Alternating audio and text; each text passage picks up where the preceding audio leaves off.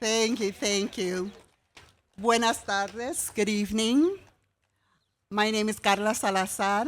I am I'm part of the board for Grand Performances, and I have the great honor to welcome you to our 39th, the start of our 39th season. So thank you for coming together. I know it's been a rough start of the year. We have survived a pandemic. We have survived fires.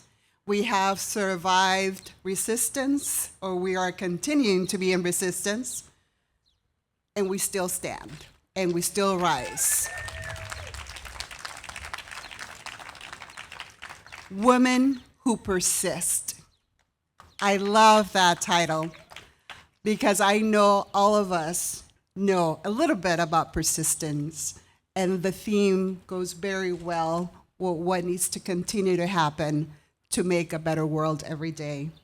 And for me, and I hope for you, the arts represent a moments of joy, liberation, affirmation, and life.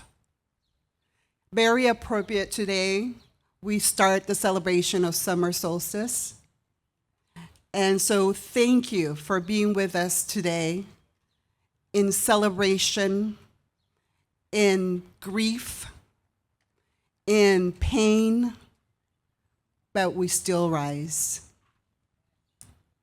I want to also take a moment to do acknowledge our land where we stand. We gather here on the ancestral lands on the Tongva people. This is called Yanga. Caretakers of this place now call Los Angeles. Before concrete, before colonization, before the skyline, there were villages here, thriving communities in this area and beyond, displaced but not erased. Tonight, we acknowledge the generations of women, indigenous, African, and of many diasporas whose lives and labor shaped this land. From those stolen through slavery to those silenced by systems, their strength remains woven into our streets, our culture, our breath. This space is offered in reverence. Let the words spoken here do the work of tending memory. Let them honor what has been taken and what still rises. Also, we want to acknowledge that this program is made possible in part by community partners at Yelp LA and a grant from the City of Los Angeles Department of Cultural Affairs. And now, please join me in applause in welcoming our curator, Consuelo G. Flores, to the stage.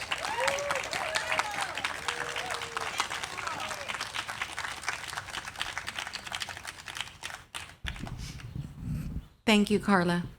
And I also want to acknowledge the incomparable musician to my right, Maritri. Maritri is an amazing musician and has had videos of her music, and she is going to be accompanying all of our performers, all of our readers, all of our presenters. I also want to thank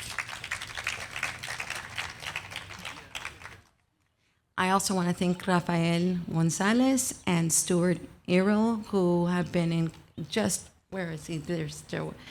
who have been really, and their team, because they have been amazing to work with. So I want to start by sharing a quote from Toni Morrison. "This is precisely the time when artists go to work. There is no time for despair, no place for self-pity, no need for silence, no room for fear. We speak, we write, We do language. That is how civilizations heal. And that is precisely what you will witness here tonight. This is the first performance since curfew at Grand Performances and the unexpected kickoff to the summer season. We are the first performance for Grand Performances. It is not hyperbole to say that we are living in historical times. This powerful evening will feature 9 fierce women writers who share who they are during this tumultuous time in our nation's history, and more specifically, in our city's history. In the past few weeks, and more recently, in the past couple of weeks,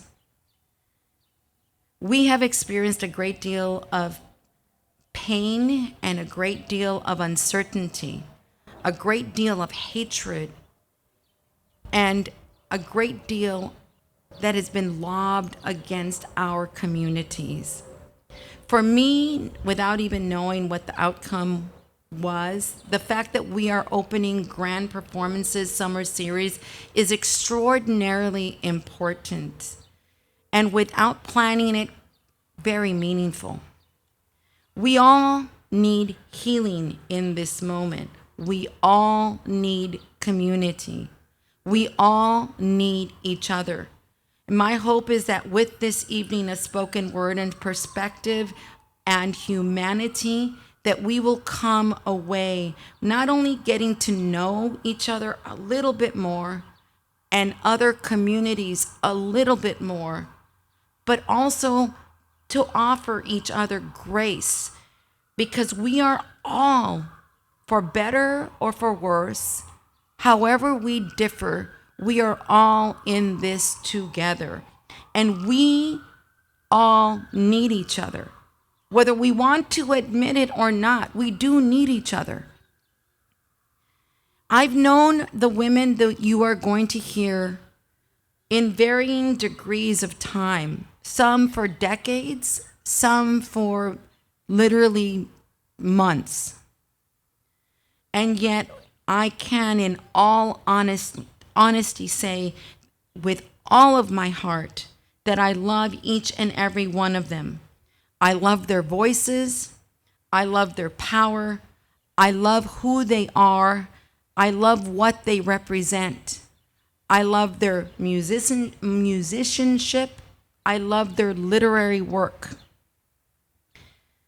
I want you to know who they are, and I want you all here to love them just as strongly as I do.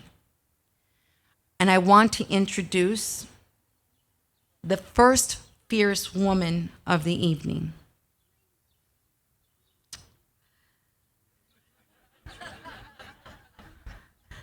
Rochelle.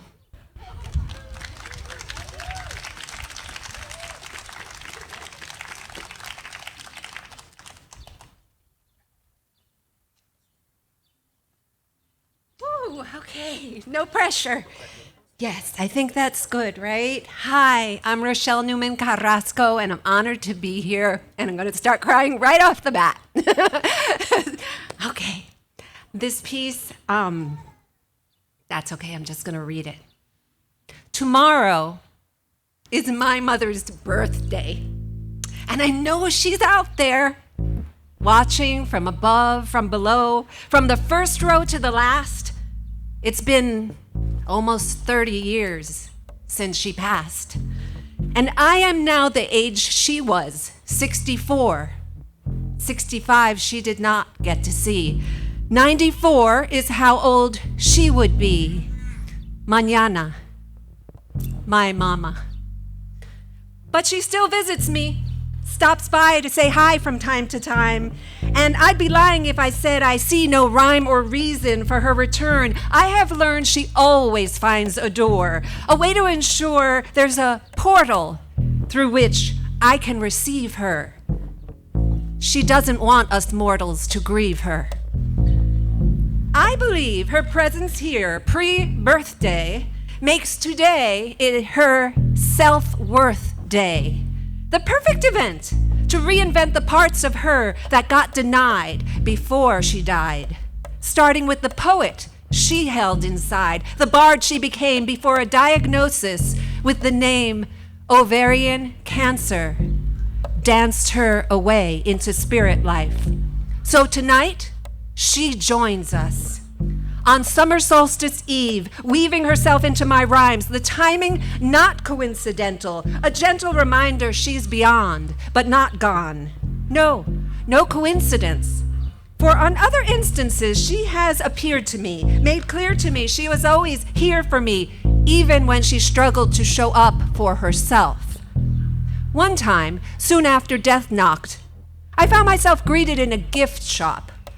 And this is all truth. There I was welcomed by an Ellen and a Ruth. Two sales clerks wearing name tags standing side by side, Ellen, Ruth. My eyes opened wide, wet, waterworks flowed as I cried, because Ellen Ruth was my mother's name. Ellen Ruth, in that order. What's even odder is that I was unaware a mother-daughter retreat was going on right there at this resort, a spa of sorts, where I had gone to work on my isms, to break out of a self-imposed prison. And there I was told I was holding on to my mother's tears she had poured into me since infancy, me, her youngest child, only girl, her fears unfurled until she couldn't handle them alone. So Mom passed them on to me. But they weren't mine. They were just on loan. And then at that spa, I was told, your mother's tears are her own, and she can take them back now. She is finally ready, finally steady. And I closed my eyes, hypnotized, as they guided me, provided me a book I took to hand over to her as they said, breathe deep and count back from 10, so the tears won't be so untenable. Out of control, my goal was to hold sadness and joy as if they were twins. And there in that gift shop, I saw the sign, Ellen and Ruth side by side. I knew my mother had arrived, as she has now, at just this moment. Moment, a word that in fact begins with mom. Moment. This moment, to arrive, to engage, to take this stage, alive, rage mixed with courageous vibes, that describes my mother, Ellen Ruth, maiden name Grower. Tonight, I want all of you to know her. Tonight, she is passing through me, so maybe you who view me can learn from the last and most lasting lesson she left me before it's too late. Don't wait. Don't wait until a diagnosis shows us time is running out, because we already know this. Time isn't infinite. Time has limits. Diagnosis or not, my mother decided to resist, persist, exist. You see, the doctors doubted my mother. When she told them her stomach ached, they blamed her weight, saying maybe gas, but not a mass. Large and not in charge, she waited for the pain to subside, denied the care that could have saved her life, and when they finally listened, they gave her 2 years to live. And she said, I don't give a flying fuck what you have to say. You hold no sway. I will decide my last day. And then she took those 2 years and turned them into 14. She flipped the script, yes. On her low self-esteem, who she had been was not who she became. When her foe was finally named ovarian cancer, she had a contrarian answer. I'm not going anywhere.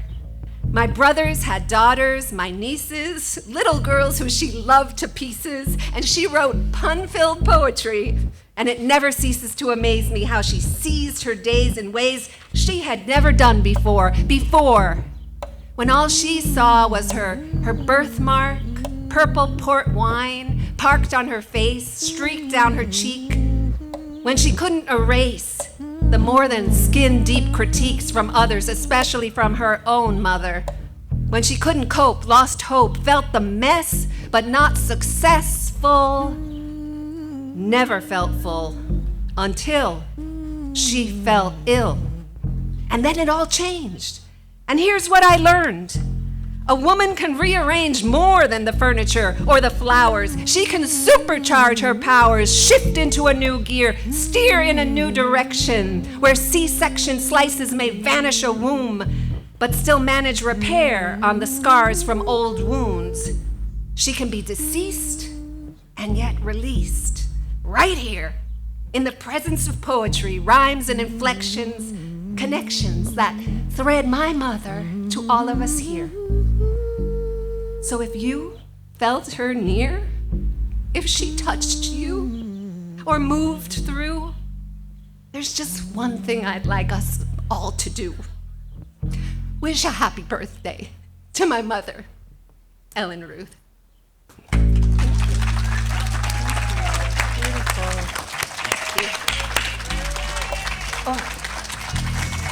Thank you.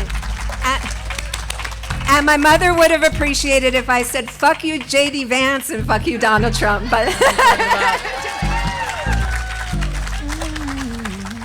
and I'm going to call on Pat.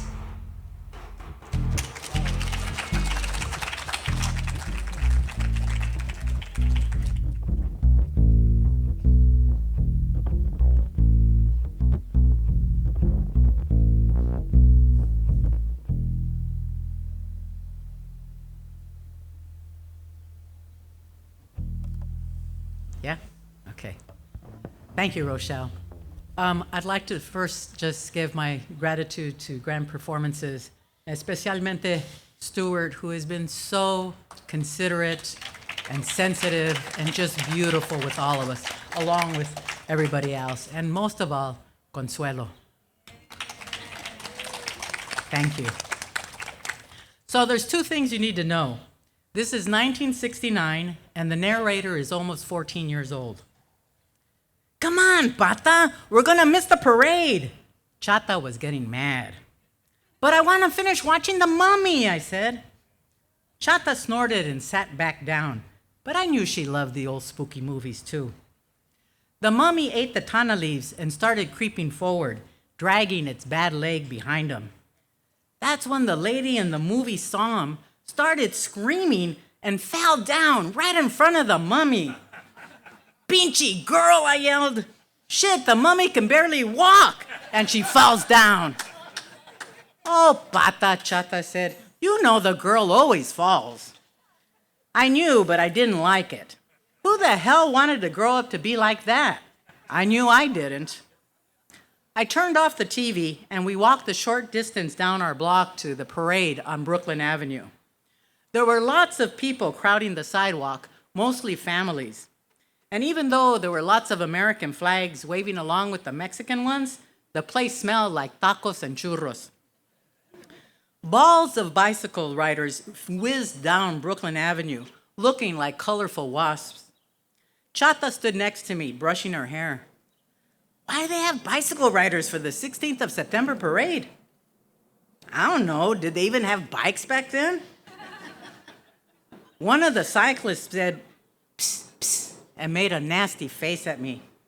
I wished I had something to throw at him, but I knew I would be the one to get in trouble. The 16th of September parade celebrated Mexican independence, and every year the parade came to Brooklyn Avenue. We never missed it. I was happy it landed on a Saturday this year. Hey, Pata, Chata nudged me. Remember how your mom used to dress you up in a China Poblana dress? My face got tingly, and I was glad none of my homegirls were there to hear this. A China Poblana dress was made out of yards of scratchy, fluffy material, embroidered with big flowers all around it. Like I could forget, I said. And she put lipstick and makeup on me. Shit, I wasn't even in kindergarten.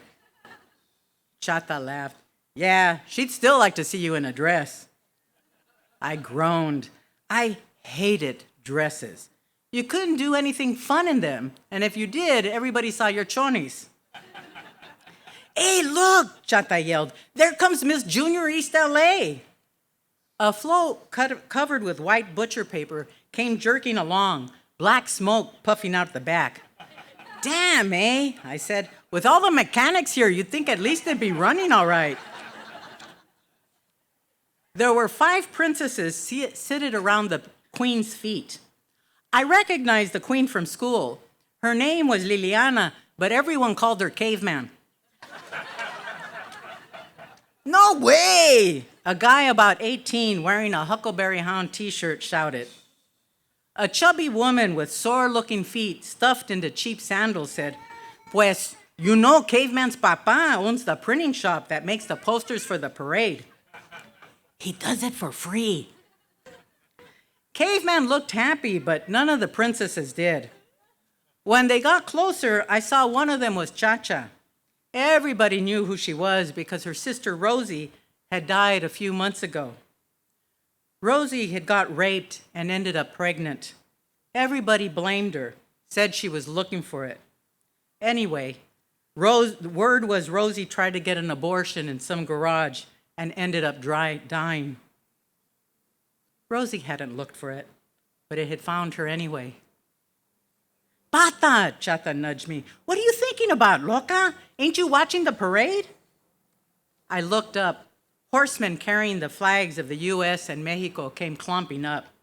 They wore fancy clothes that jingled and jangled with big sombreros. The crowd hooted and yelled, cheering them on.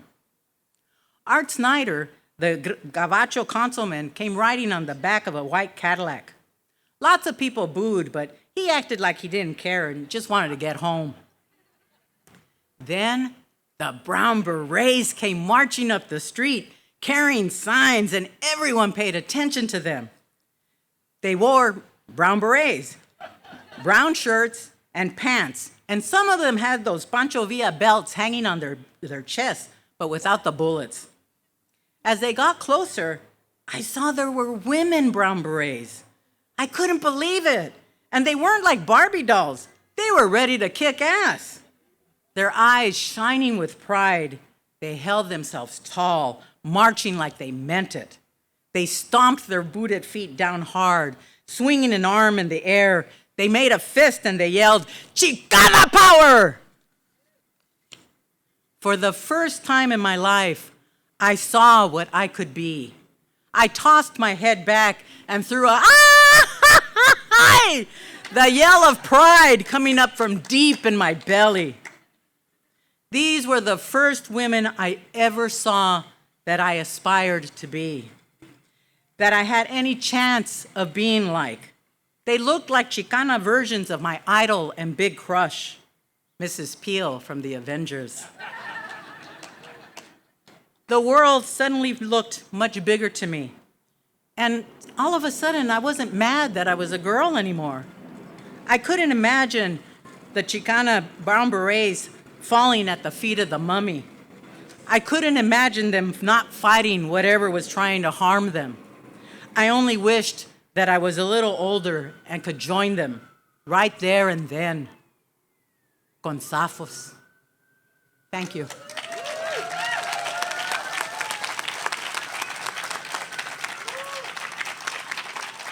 And our next reader is Diana.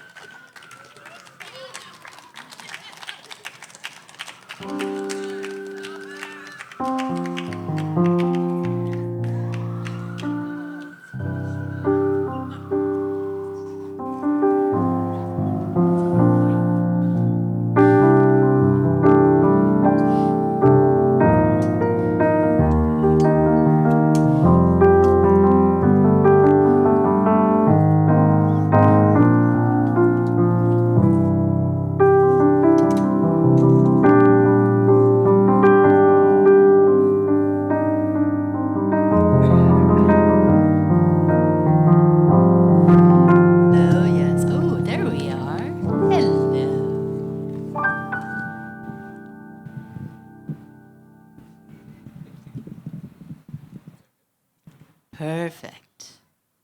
Hello, everyone. Thank you for coming tonight. Woo! How does someone follow that? All these wonderful women that have already been up here. Oh my goodness. What do I do? What do I do? So here we go. I'm Deanna Romero. And contrary to popular belief, my name is not Diana. It's Deanna. Now, you can call me Dee. That's perfectly fine. So when Consuelo came to me and asked me a few months ago to come up and speak to you, to read some poetry or read some thoughts of what I thought, what the definition of a woman was, or who was a woman that influenced me highly, I thought about it. I had been tasked with defining what a woman is to me. I hesitated. I thought and thought and thought about this assignment. What is a woman to me? How do I define a woman? I've struggled with this question for months. What is a woman?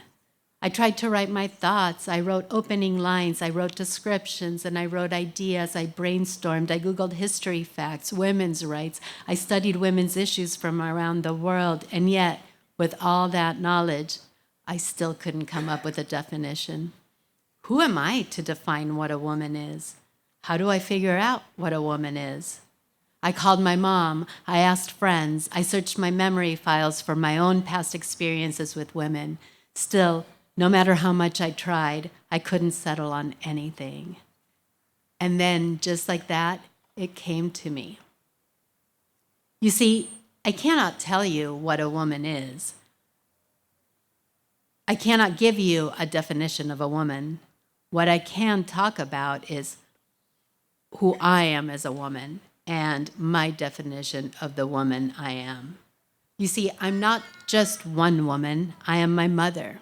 I am my grandmothers. Soy mis abuelas. Mis bisabuelas, my great-grandmothers. I am the great greats of all of my ancestry. I am a warrior because I come from a long line of women, strong women, guerreras.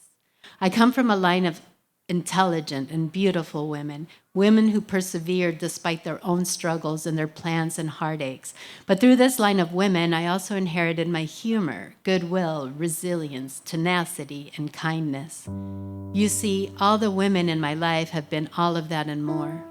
My great-grandmother raised my mother. My dad's mother, mi abuela, put aside money to help my dad go to medical school. These women knew the power of raising strong and intelligent human beings. So the more I thought about it, the more I thought, well, if I am my mom, and if I'm my grandmothers, and if I'm my bisabuelas, and if I'm all of them, let's just bring it down to one. Let's bring it down to my mother. Now, my mother and my father met in Colombia, Cali, Colombia. My dad was a doctor. My mom had a business degree. They were atheists and hippies to the core. Pictures of their younger years depict a beautiful couple with headbands, bell-bottom pants, and peace signs. We were born in Topeka, Kansas. My sister and I were born in Topeka, Kansas. We were the first American daughters women in our entire ancestry to be born in the United States. We moved to Colombia a few years later. Our parents had come here for a medical internship and a medical residency. And then when I was about 5 years old, we moved back to Colombia. Now, we had been enrolled in a private school. There were only 3 private schools in the city, and we had been enrolled in one of them. 3 of they were all Catholic, and this was the only choice our atheist parents had for our education. So they made a decision. They decided to waive the religion classes for us. So here we are in a Catholic school. And that decision came at a high price. You know, the kids called us the devil's daughters and the witch's daughters and heathens and every name you could possibly come. And we would go home and we would cry to our parents. We would want to change schools. And our mother would turn to us and say, girls, it's not the kids, it's the adults. It's the adults who don't believe in other people's ideas or beliefs or individualism. They go one way and that's it, and that's what they teach their kids. I'm going to have to compete with that guy over there. So she said to us, this will happen in all the other schools too. It's not the kids. And so you go to school and you stand up for yourself and always, always be kind. Well, the next day I went to school and I basically fired our principal.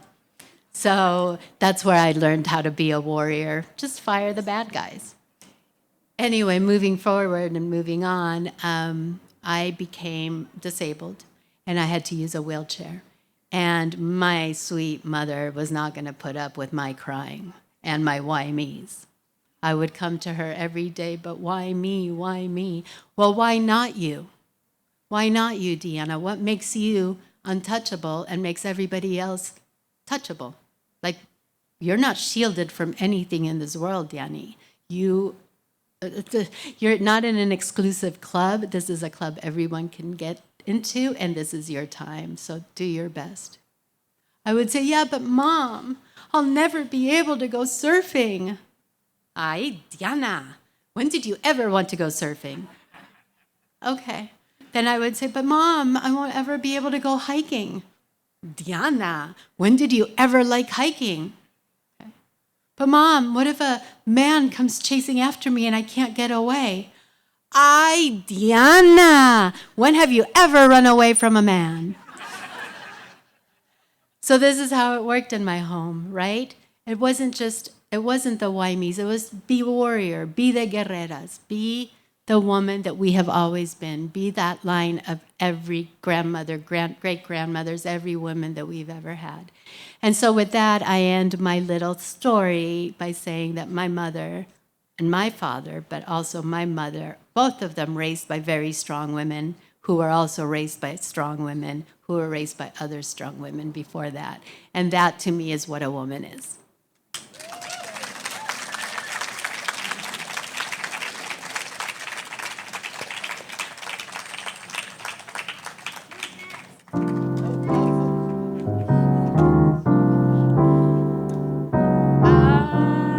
I'm going to call... who should be next? Frankie!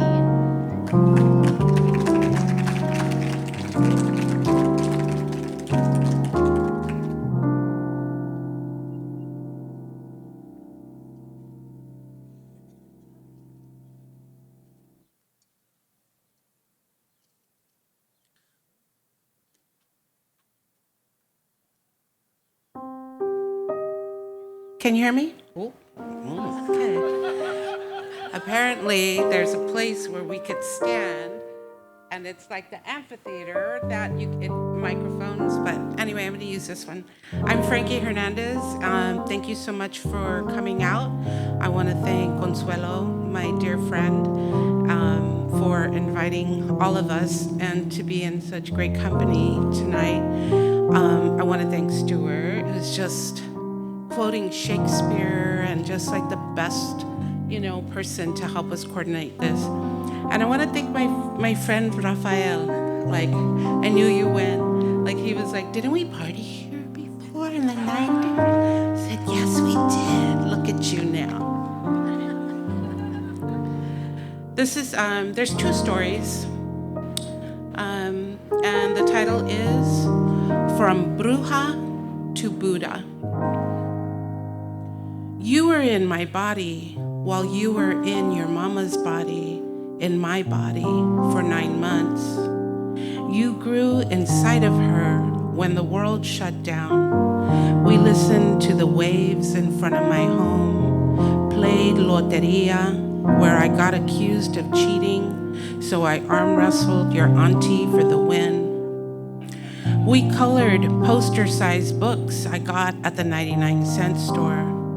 We were the ones with sand in our curls every day. You were every genuflection of my Catholic school career.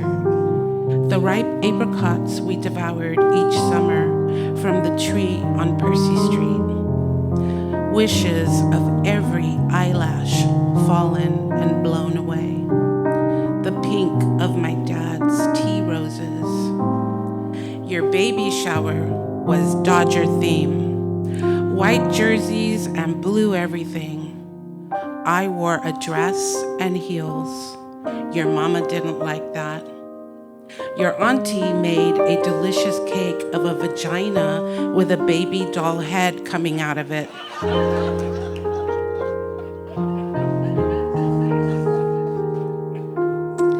The virus sent people to the hospitals never to be seen again while I read poems to you. A week more and you'd be here, 4 of us, your clothes laundered and neatly folded. Your heart stopped somewhere between dinner at the ocean and the doctor visit the next morning. I have never had my knees buckle from under me before.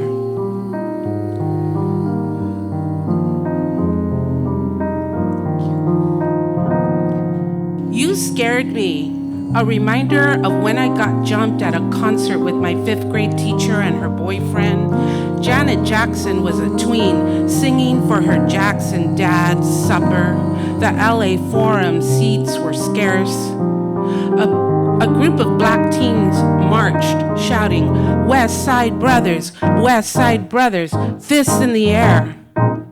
They climbed the stairs to our seats, surrounded us, fists on our faces and heads, mostly on my teacher's boyfriend. His white jeans left red from the blood from his face. One brother went easy on me.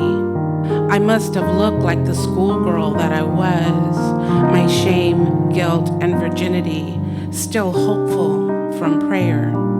Wallet gone, purse gone, one phone call to my mom.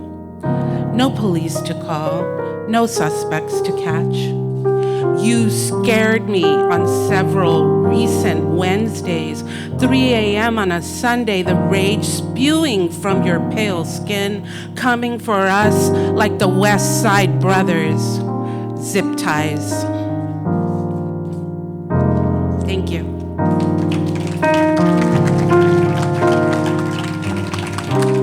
Thank you so much. And next we will have Olga.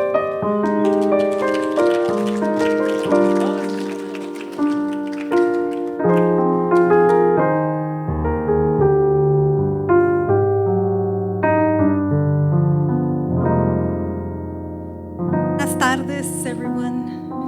Good evening. Thank you so much, Consuelo, for the invitation to the fellow poets, to Grand Performances, and Stewart, and to all of you who are here today.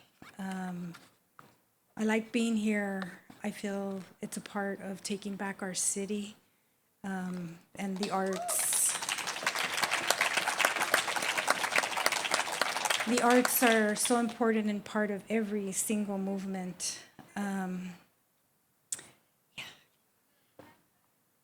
Can you lift this up a little bit?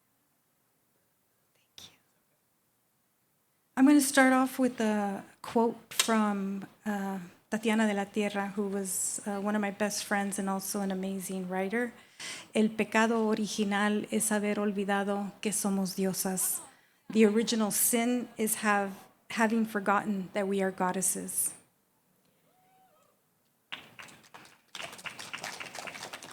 I can see the scaled serpent traveling with its belly to the earth. In its grounded existence, it is earth, it is me, it is you. We called her Earth Monster, Earth Eater, Tlaltecutli, Mothers of Mothers. 2 giant serpent gods wrapped themselves around her body and split her in half. One part of her body becomes the sky, the other the earth, the mountains, the rivers. Her hair births the flora of the world, and her dark eyes become the caves and wells. Molcajete. My father in the kitchen, wearing a white apron, grinding memory against stone. Opaque mirror, broken piece of mountain, volcanic heart. I inherit the stone, cradle it in my arms against chest and belly, la vida spins. My molcajete keeps me grounded. The weight reminds me of boulders, unsung, unnamed heroines. Las soldaderas de Mexico who strapped babies on back, 30-30s on shoulder, ammunition across chest, and if that weren't enough, they lugged kitchens and cooking tools throughout the land. Con sus metates and molcajetes, they fed and fueled a revolution that betrayed them. Perhaps life begins again and again in a giant molcajete, in the cradle of earth, in the weathered stone passed down, in the hands that pulverize and feed. I see my mother in the rock, grinding roasted jitomate, jalapeño, a little salt. She always kept it simple.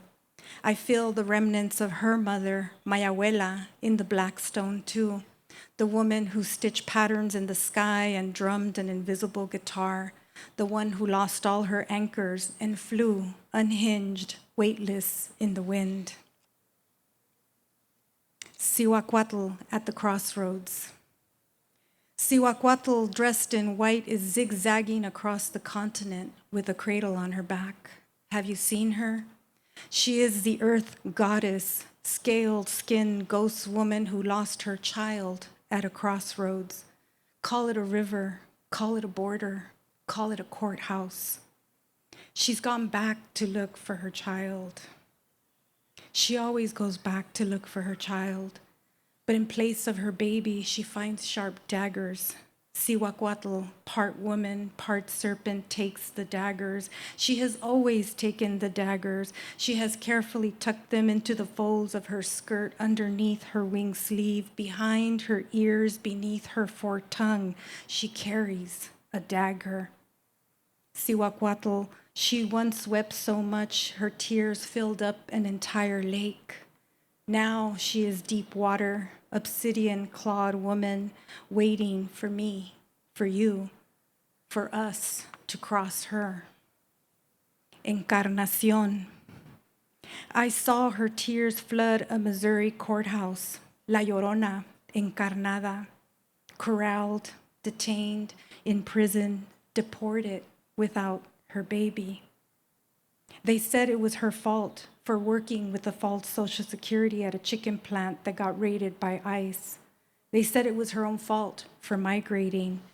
She is a migrating mother, migrating woman, body tattooed with visible and invisible etchings, remappings across land, ocean, sky, abdomen, heart. She is all the unmarked crossings across nation states, paperless in the wind. She is flight and flesh of dreams, thorn, thistle of thirst, blooming purple at the throat. Have you seen her? I saw her streaming, broken-faced, on the internet, La Llorona, reincarnated. I saw her. You must have, for a split second, seen her too.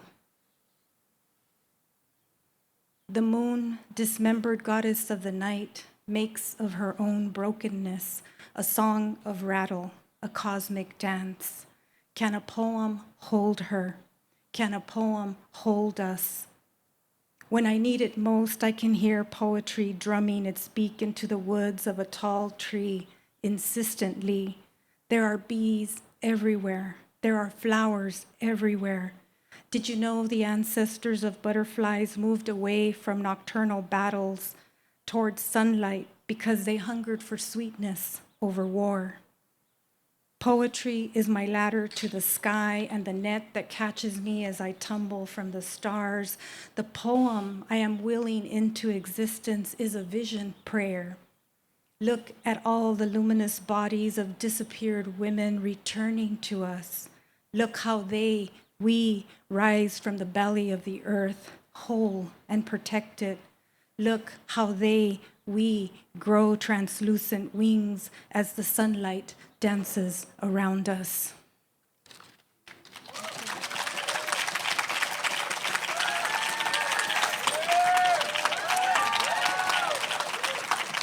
And our next wonderful reader is Sehba Sarwar.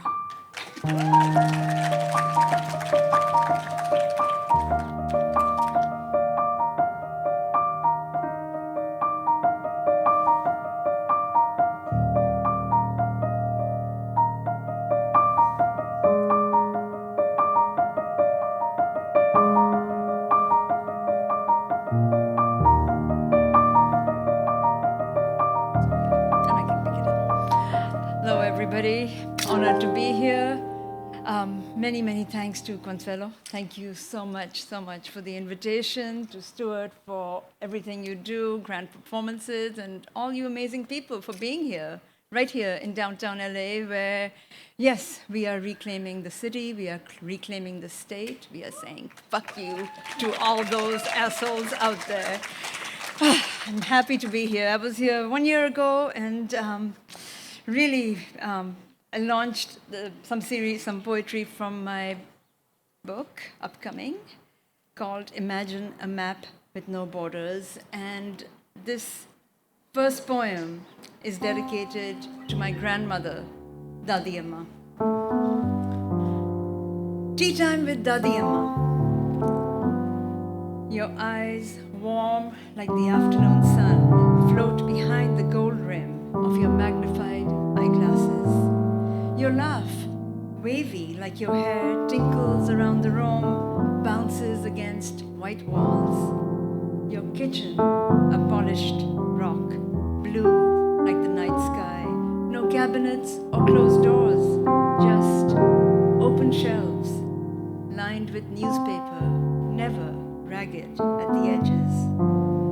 We cousins gather on your wooden takhat, cross-legged, ready for our ritual. Afternoon tea with grilled toast, homemade jam, and dripping butter. We fold, dunk into our teacups, and shove bites into our mouths. You throw back your head and laugh, joyous to savor tea with us, your grandchildren. Thank you. And thank you to Maritri for doing, just improvising the music. This is all unrehearsed, so many, many thanks. You're welcome. My next poem is called Lal Shahbaz Qalandar. This poem is dedicated to Sufi saint Lal Shahbaz Qalandar. I wrote it after visiting his shrine in Sevan on the border of Pakistan and India, a border that I cannot cross now to get to the other side. The poem, Lal Shahbaz Qalandar. The Muharram drumbeat draws me inland. My memories mix. Damadam Mast Qalandar. Karachi Muharram I know, and at 7 the drumbeat matches our hearts. Damadam Mast Qalandar. In Karachi, more killings. Brothers slaughter brothers. Minal's music school closed, but the beat goes on. Damadam Mast Qalandar. The saint's name deep within us, in Sindh, Hind, where thousands resist desert borderlines to dance and drum. Damadam Mast Qalandar, Alida Damde Andar. Thank you. This next poem, thank you. This next poem is to just celebrate my daughter who is here, and it's called Sewing Machine, Imprisonment or Liberation. It rings a bell, yeah, for many of us. Sewing machine, imprisonment or liberation. Outside, 25 boys, white collar shirts, white socks, thrust into tennis shoes, aka sneakers, at our Karachi school. They choose between running, basketball, or boxing in the ring. Inside, 10 girls, gray skirts, white collar shirts, knee-length white socks, black polished shoes, locked in a sewing class to learn hemming, tacking, and a sewing machine. We thread, take turns to pedal, till Meena tricks our teacher, locks her out, and together we play mystery games. In the evenings, our grandmothers, mothers, aunts pedal machines that click to save them tailor trips. They design our clothes, our style. A ritual repeated by my mother in Houston with a sewing machine, silver sleek, to stitch for my baby daughter. A full circle. In my daughter's LA room, I store the box, a gadget I still don't know. But she, on college break, navigate the machine to style as she wishes. For her, the click and whir is liberation discovered. Thank you. And my last poem in this set is very short that I carry with me wherever I go, and it's called Going Home. Close to the water is where I want to be. Salt air licks my hair, laces my lips, binding me to oceans. I will walk to return home. Thank you.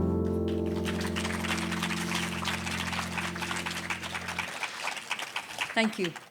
And our next poet, writer is, who is left? I know. I'm striking out names. How about Natalie? You ready?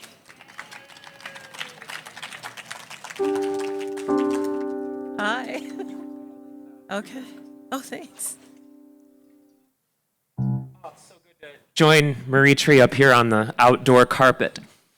Yes. Here we are. Yes, I love it. And I love when you play under me talking. It feels like I'm a lounge singer. You are a lounge singer. You know, I've been singing this song for years, and gosh, it gets more true every time, doesn't it, Maritri? Thankfully for you, I won't be singing. I'm going to be reading a letter that I wrote to my granny. I wrote this letter after she passed away. She died of Alzheimer's before I came out as transgender. So this is an attempt at a post-death communication, and then perhaps a response, and then a little rebuttal. Okay. Okay? All right. I got you, Natalie. Dear Granny, I'm so ashamed of how I treated you in your last few years. I'm so sorry. You deserved so much better. I know that you'd forgive me anything, and that is what's so special about you, but your empathy and compassion seemed infinite. And even so, you had a bad end. In an old folks' home, all alone, losing a little more of yourself every day. I imagine you longing for us, for me, to be back home under a warm blanket with a hot cup of tea. I never hardly ever visited you. I'm sorry. I was so mean to you. I am sorry. I should have talked to you even though you'd forget. It mattered, and I should have. I'm sorry. I should have cared for you the way that you cared for me. I should have loved you the way that you loved me. I am so, so sorry. I'm not sure that I'd be able to forgive me for the things that I did and didn't do, but I still know that you would somehow forgive me, somehow understand, somehow. I used to think that I would be punished for this somehow, but now I see that it's me who's the one doing the punishing. I need to learn how to forgive like you, so I can learn to forgive me for hurting you. Natalie. A response. Dear Natalie, what a pretty name! It is so good to hear from you, especially after so long. Of course I forgive you, sweetheart. I could never stay mad at you. And of course I blame myself a bit, though you never would, for fading away when you needed me. It was nobody's fault, but I'm still kind of kicking myself for abandoning you when we weren't nearly done yet. Yes, there were times when you treated me a little less than kind, but no one taught you the proper way to care for the ailing and the elderly. It was a way to keep you safe, building a wall between us. And I understand that losing me hurt you horribly. I'm sorry. I'm sorry for having to go. But don't worry about my ending. That is the least important part of my life. In my mind, I was barely there. Fading into Alzheimer's is like merging with the past. The present hardly even holds my attention anymore. I'm in all of my old lives. A poor country child, a student struggling to lose her southern drawl, a teen too smart for her own good, a newlywed who suspected it was too good to be true, a mother who found new depths of love, a divorcee who got to find herself, a baker who poured her soul into her work, and a singer who left it all on the floor, a worshiper who God listened to, and a granny, my finest achievement of all. I'm in all of our best moments, a greatest hits album.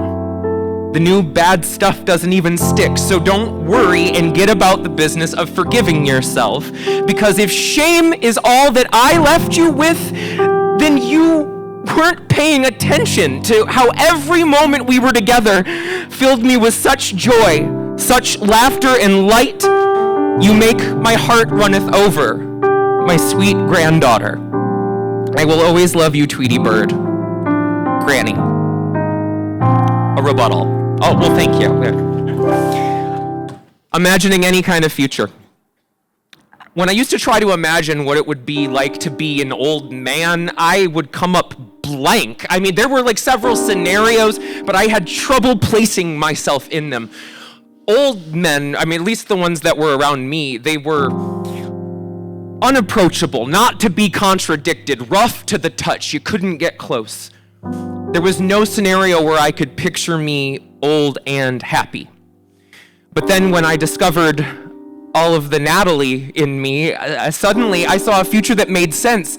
I could be like Granny, uncommonly happy, there to help friends and strangers alike, loved by the people in her life, lighting up rooms when she enters, being goofy, writing poems, making puns at every available opportunity. I could be a Granny. I would love that. This is how we all live on.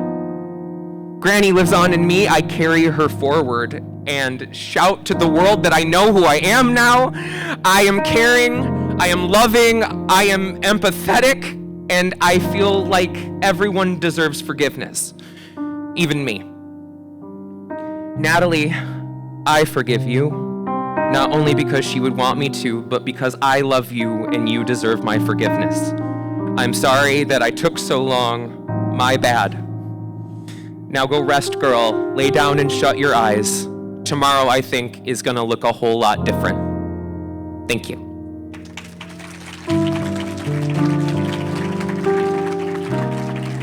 Andrea?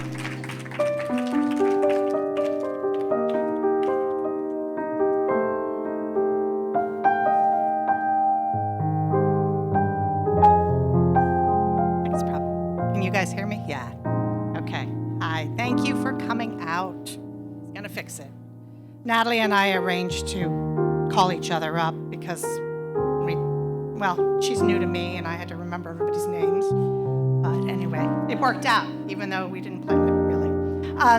So thank you all for coming, and Consuelo, thank you, and thank you everybody. My poem that I'm reading here is in 4 parts. It's about the 4 people who kind of made me who I am. And it is called Mother, Sister, Mentor, Friends, the Architects of My Construction. Mother, bones and flesh. She was first, the diviner of my future, building my infant body meal by meal, moment by moment, kissing away the baby boo-boos, bandaging bumps and bruises, watching over me while my bones stretched into the framework of a young woman and flesh filled all the needed places, secured by her magic. The woman who held me in her arms and scrubbed the floors while saying, "You can be anything, sweetheart." Who standing at the stove stirred endless pots of this and that, a domestic witch brewing her spells, dolloping dabs and drams of herbal potions, trying endless recipes to stave her festering boredom, while all the while she rallied me, saying, "Daughter, you can do anything." She who vacuumed and dusted while murmuring her spells to me, "Do what you love what you do," cleaning the house from top to bottom every single day.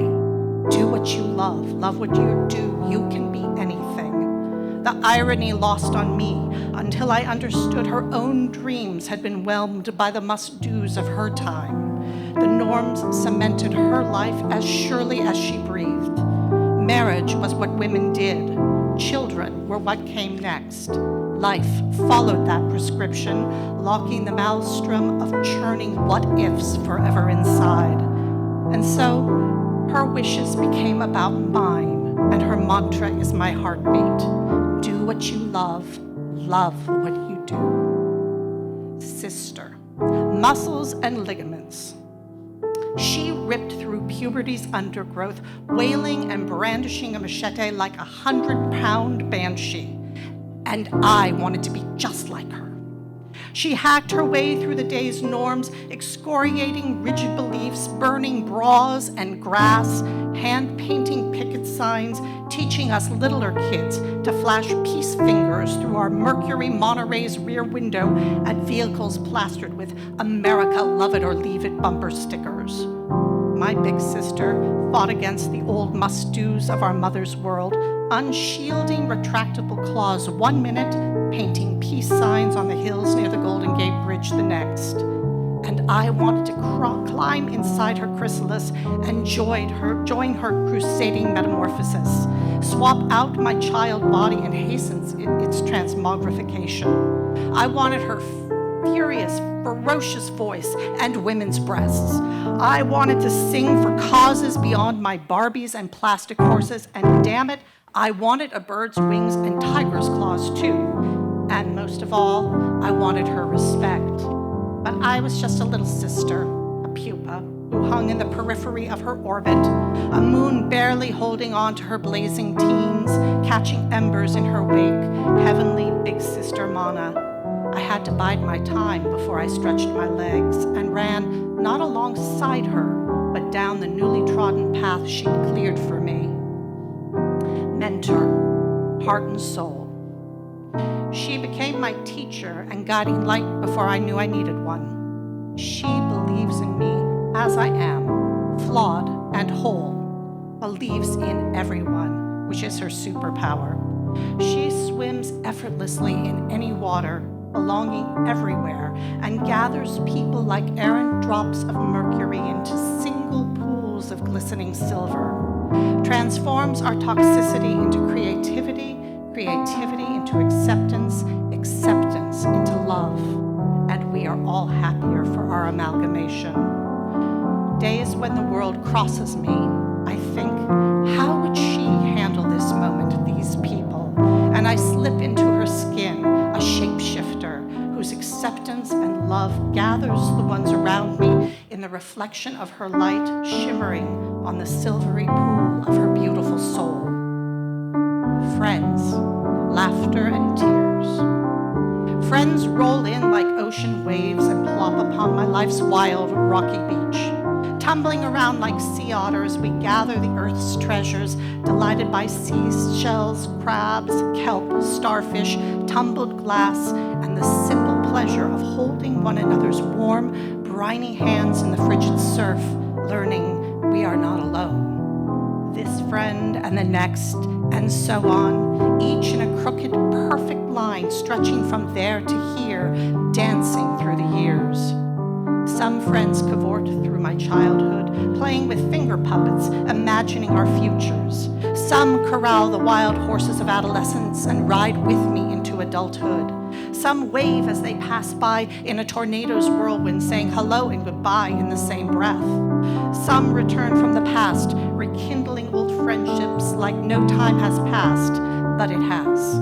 My rocky beach has shifted, reshaped under each footprint set upon it, fortified rather than tamed, molded and reimagined in ways I could not fathom by mother, sister, mentor, friends.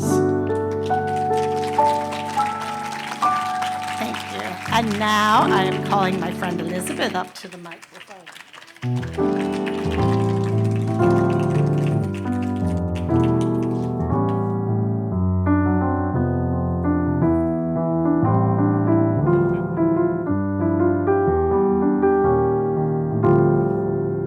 Thank you.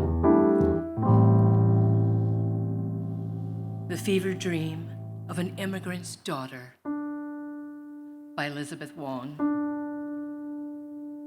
Ptolemy saw it, low in the summer night, not knowing it was the center of his universe.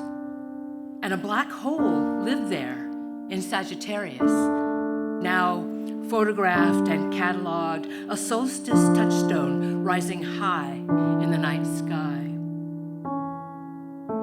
But Ptolemy saw it, and now so do we. But before him, before all of us, her ancestors looked up from the earth, sculpted with their sweat and calluses. Unaware, she tried to catch a frog with her bare hands. She wrote her name in the murky waters of a golden, lemony chiffon rice field. She splashed bits of animal bone onto her only dress. Her mama will soon be furious about all that mud.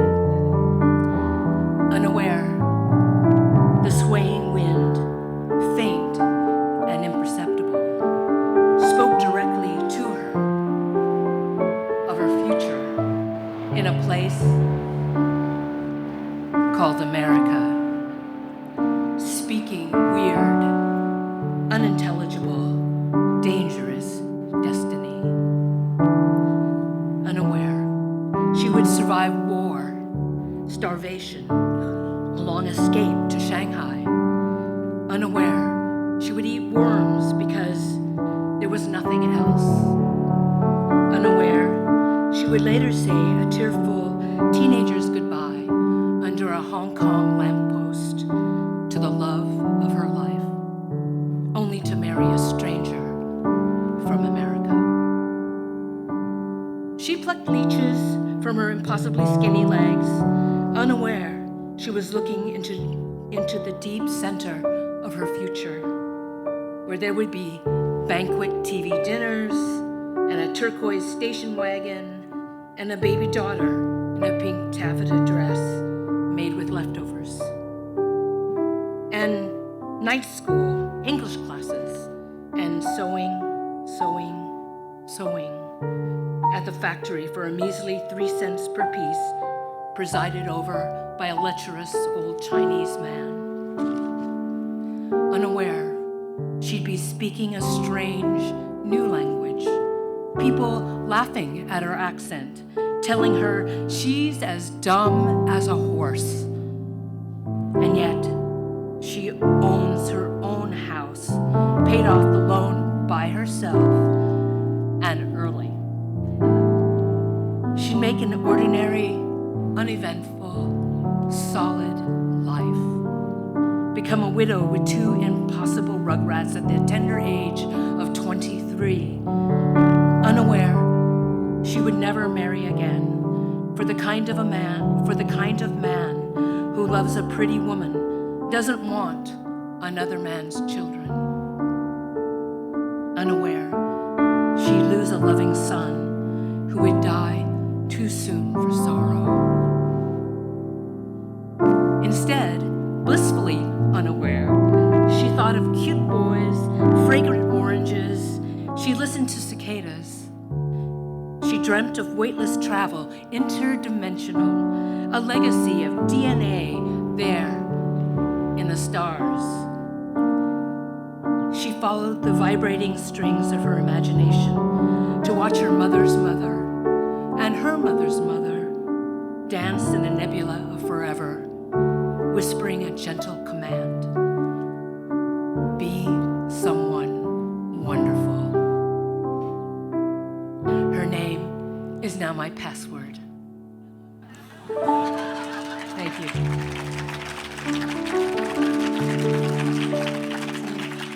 Oh, you're welcome.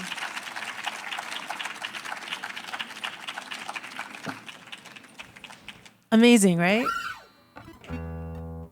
It's okay, you can clap again.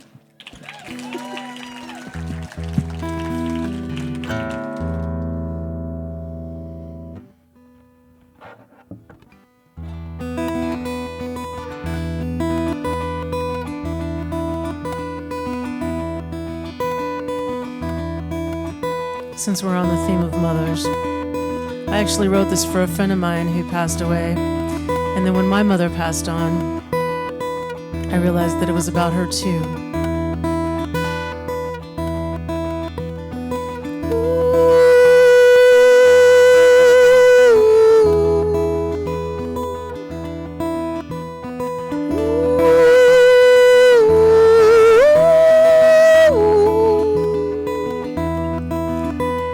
chariot's coming to take me away. One glad morning to take me away, far away from here. Two horsemen leading and two behind. My soul is bleeding and the pain won't subside.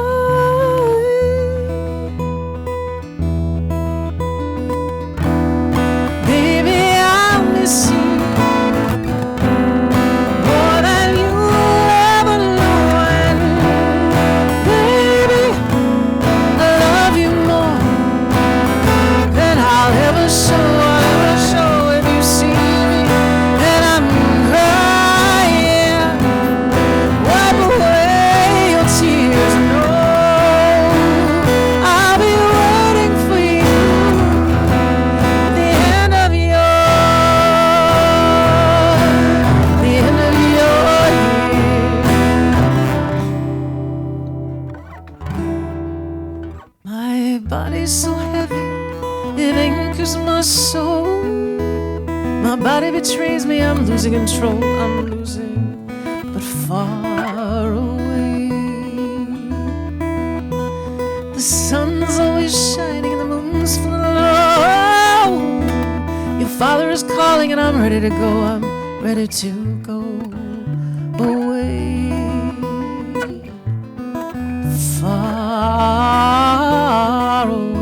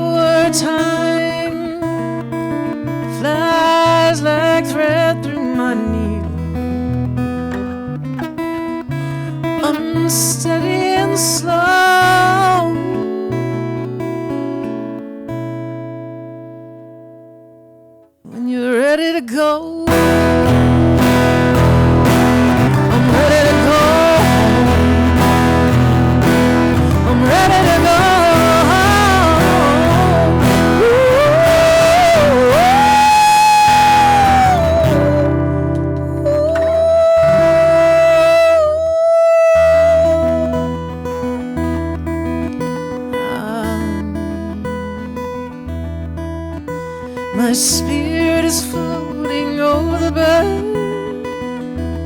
Remember, my darling, the things that I've said and far away. 'Cause I'll never leave you, I'm here by your side. Don't let life betray you, just swallow your pride and fire away. Mama's never far away.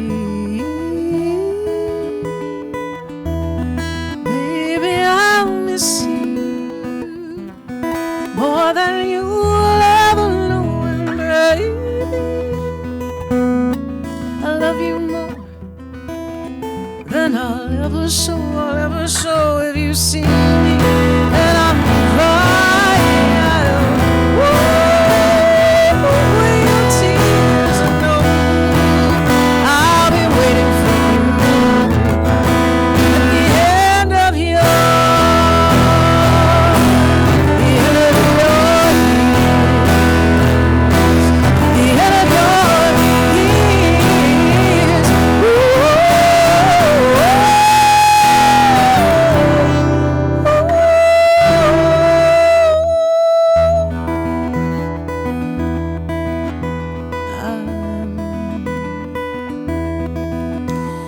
Chariot's coming,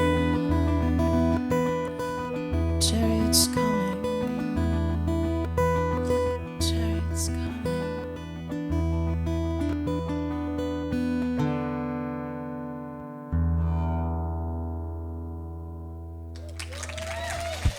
Thank you. Thank you so much.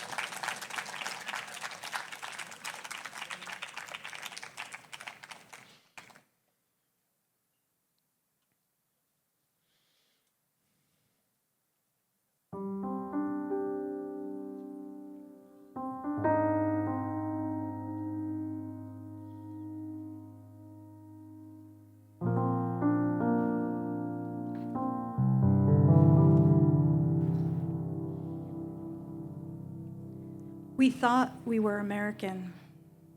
My mother, they say, isn't fully American. She's almost casi American.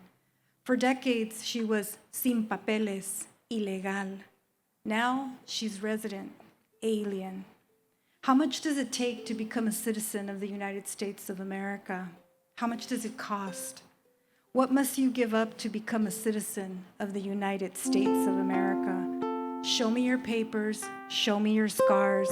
How much blood does it take to become a citizen of the United States of America? My mother buried a baby in the United States of America. He was a citizen, she was not.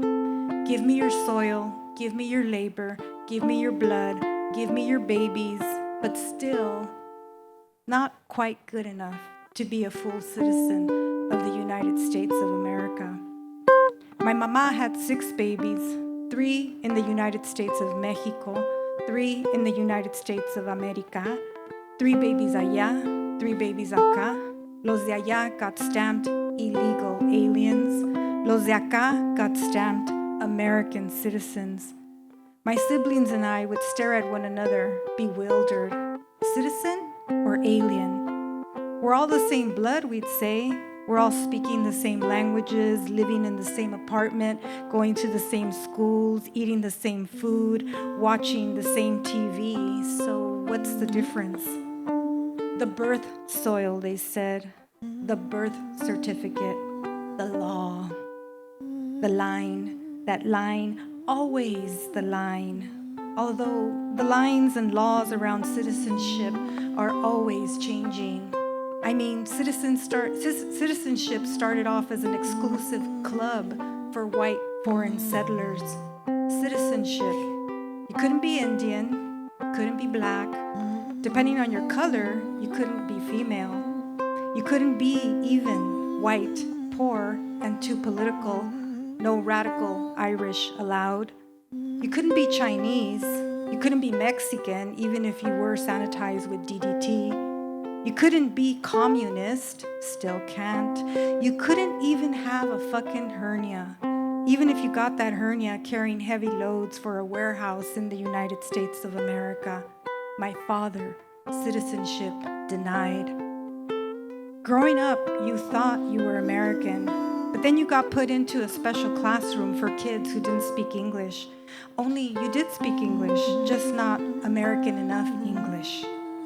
You thought you were American, right? But you got detained at the airport because of your surname. You thought you were American, but you got pulled over in your birth city and harassed because of the color of your skin. You thought you were American, but you got told to go back to where you came from because of your un-American accent, your un-American features. You thought you were American, but you got called a terrorist for speaking up against genocide and wearing a keffiyeh. You thought you were American, but you got labeled enemy of the state for exercising your constitutional right to protest. You thought you were American, but they kept saying, let's make America great again, without you. You thought you were American, but turns out you're just an anchor baby. I'm an anchor baby, you're an anchor baby. Wouldn't you like to be an anchor baby too? Who's afraid of an anchor baby? Everyone. You must go to the capital of the United States of America, to the White House, and visit the first family of anchor babies. And if you're still afraid or confused, you should remember that all the great white people in the continent of America are essentially intergenerational anchor babies. They thought they were American, but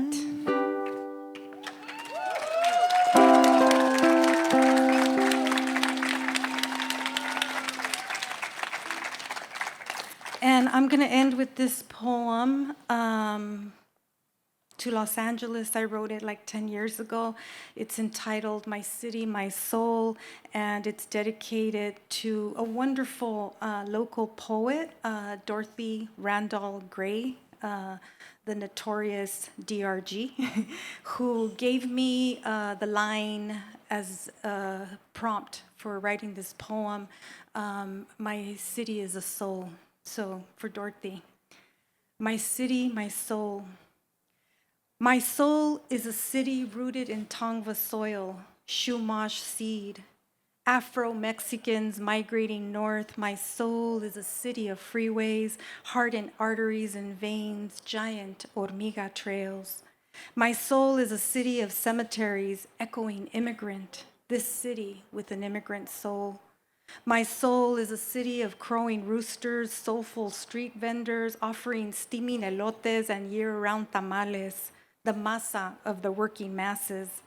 This city, scarred by missions and missionaries who claimed that Africans and Indians didn't have souls. My city's soul, Chinese railroad workers, braceros and train loads, relocated Issei and Nisei, Black Panthers roaming this city, full of racial fault lines and tectonic plate shifts, abandoned Jewish tombstones in East LA, how Brooklyn Avenue became Cesar Chavez and Dia de los Muertos ended up in Hollywood, how Central America lives in Koreatown and Oaxaca labors in Beverly Hills, Así, my city, and its many, many souls. The wailing of a buried river runs through the soul of this city. La Llorona struts down Broadway like a middle-aged homegirl in tennis shoes, searching for her long-lost offsprings, poems, songs, watercolors, mirrors of her truer self.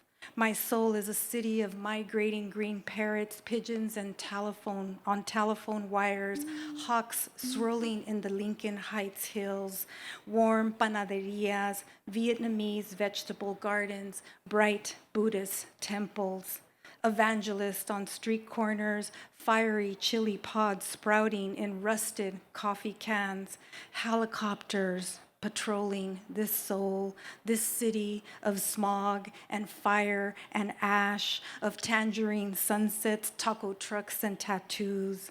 The thorns of a sidewalk sepia that a señora from Michoacán planted 30 years ago pierce the skin, pierce the flaming sky, ancient tree of life here in this city that heaves and dreams at the edge of the Pacific, welcoming in the drifting clouds and always, always inhaling after the rainfall.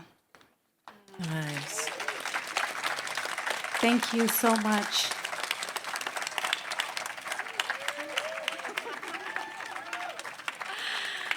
Thank you, Olga.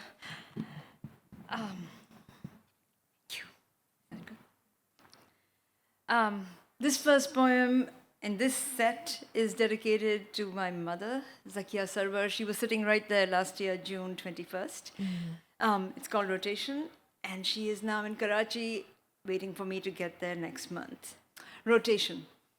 She heats oil, rolls puri, drops flat flour into bubbling oil. You conquer, enforce rules, ban travel. In another pan, she pops coriander seeds, tosses sliced potatoes. You build walls, deport passengers, obstruct asylum seekers. She serves flaky puri with crisp potatoes we devour together. You demand documents, collect fingerprints, require face identification. Our choice: eat, speak, wear, practice as we please, where we wish. You cannot hinder climbs, prevent tide, stop earth rotation. Like waves we cross, we fly, we roar, we stay or leave, our movement permanent. Thank you. Thank you. My next poem is dedicated to Octavia E. Butler. I live in Pasadena, based in Pasadena, where I work, and can't be in that.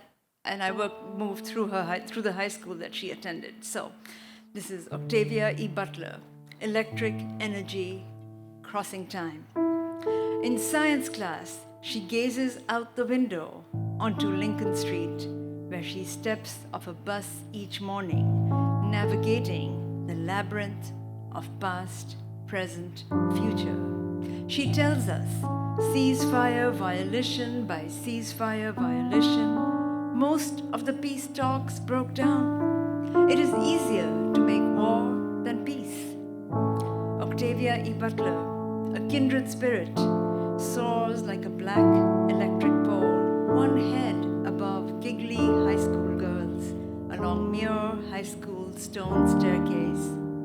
I walk the hallways of her whole school and visit the diaries and writings in the colonial garden that sweeps the red-lined streets of Pasadena, the city she called home. In her books, she tells us, stupid wars will kill people, maim and impoverish still more, spread disease and hunger, and set the stage for the next war. A visionary, perhaps she knew. Her stories would be textbooks around the country. Perhaps she knew her face would be painted in her high school library mural, where her eyes, like a telescope, would gaze upon students in 2024, the year she predicted the truth. Genocide for water and land, and resistance for survival. Thank you.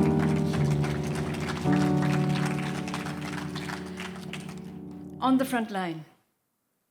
She calls me from her campus, 3,000 miles from Los Angeles. Sorry, I've been gone. I'm in an encampment. We will get our demands heard and met for divestment. My daughter sends me photos, smiling face beneath a college wool cap borrowed from a friend. It's cold. I don't have a tent. She is asleep as videos from campuses, from one coastline to the other, bounce off my phone. I watch in real time. Students in the US beaten, arrested, suspended, expelled, deported. In Gaza, universities, schools, hospitals flattened by Israeli bombs. No education, no food, no medicine, deaths, uncounted, a genocide. Around the globe, students on the front line. And history tells us students will force the change. Thank you.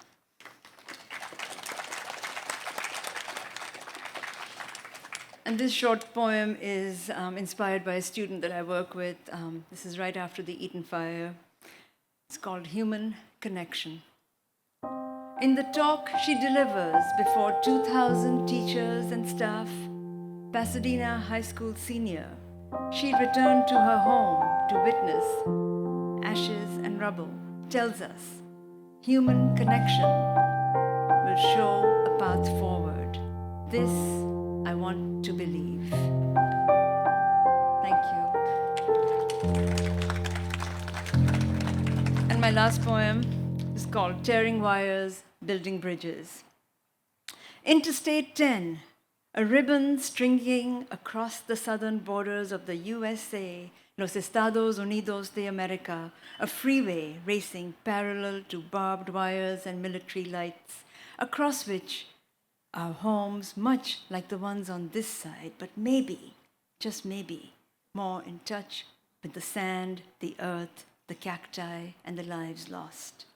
I have seen walls along the Rio Grande between El Paso and Juarez. I know of guns, tanks, and walls in Ramallah and Jerusalem.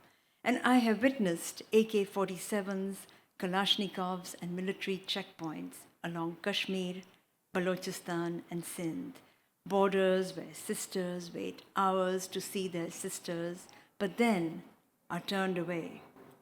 More than anything, I know children live, sleep, eat, and roosters crow on every side of the silver wire ribbons that cut across the globe, piercing our skin to draw blood, forcing us to forget that one day we will cry together when our mothers pass away. Mera naam Sehba hai, munjo nalo Sehba ahe, mi nombre es Sehba, and I don't need to tell you on any side of the Interstate 10, or you anywhere along the silver wire ribbons that divide our globe. I don't need to tell you what I just said, because you know on every side of the border that you, we, I, us are the same. So put down your gun, tear the ribbon, wear it like a crown over your head, and join us in Los Estados Unidos de America y Mundo or Dunia to build bridges and destroy walls. Thank you.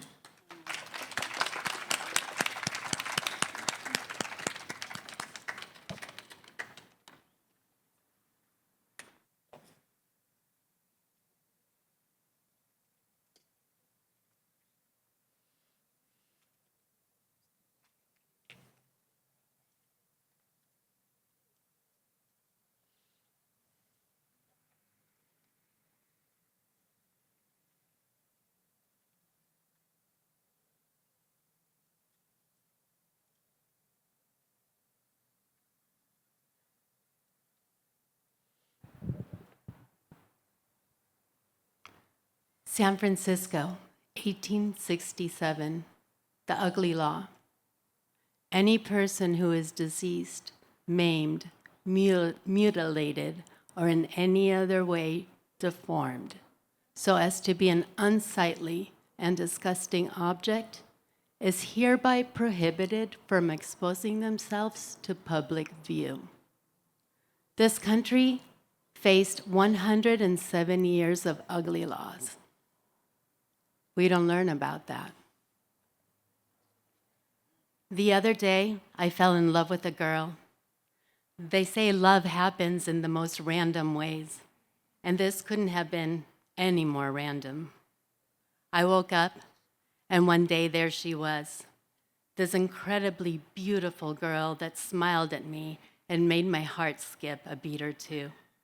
She looked so happy and so at peace, and she made me want to be close to her all the time, so I too could partake in that energy she exuded. I don't know if it was her dark hair or her long legs. Maybe it was her brown big eyes, or it could have been her smile. Or maybe it was the fact that I could read her mind. And in that mind, she was so gracious and kind. At peace with herself, I could tell she was at peace with everyone else as well. Don't get me wrong. I could see the pain she has endured, and I could see the battles she has fought, fighting to find a cure for her disease and her diseased body. I could tell that she had gotten stronger and more compassionate over the years.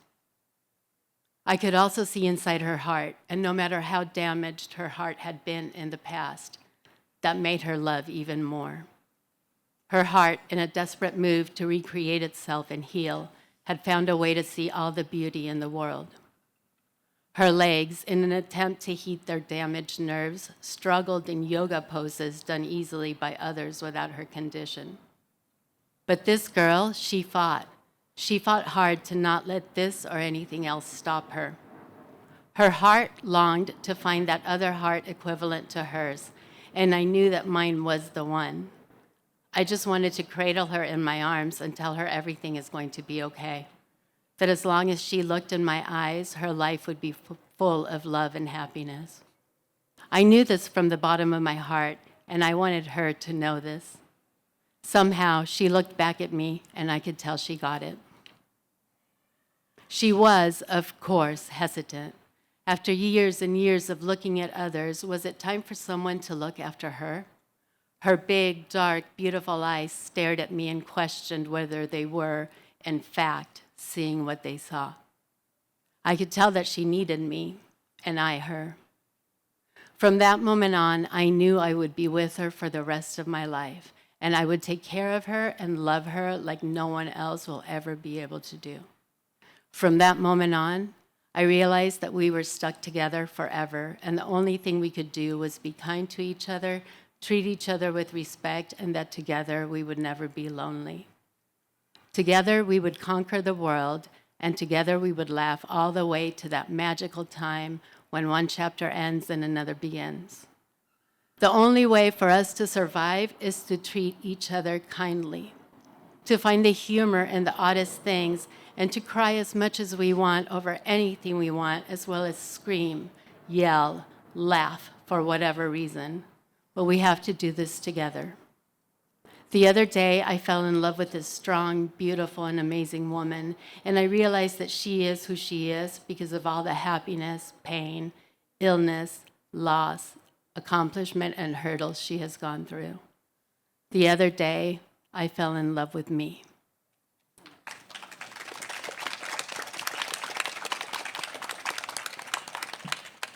And before I pass it on, I want to speak up for the disability community and remind everybody that this is one of the most marginalized communities. And right now, there's a lot going on in our government and our politics, and we need to not forget that there's this community here too. Thank you. And thank you, Consuelo. And thank you, everybody, for making this happen and for you being here.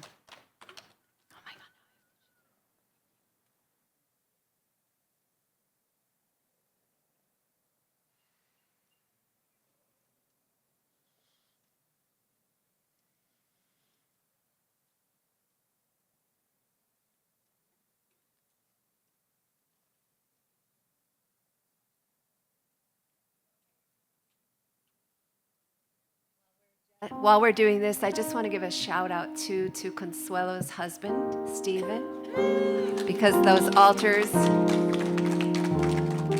behind every great woman. And a shout out to my husband while I'm at it. So,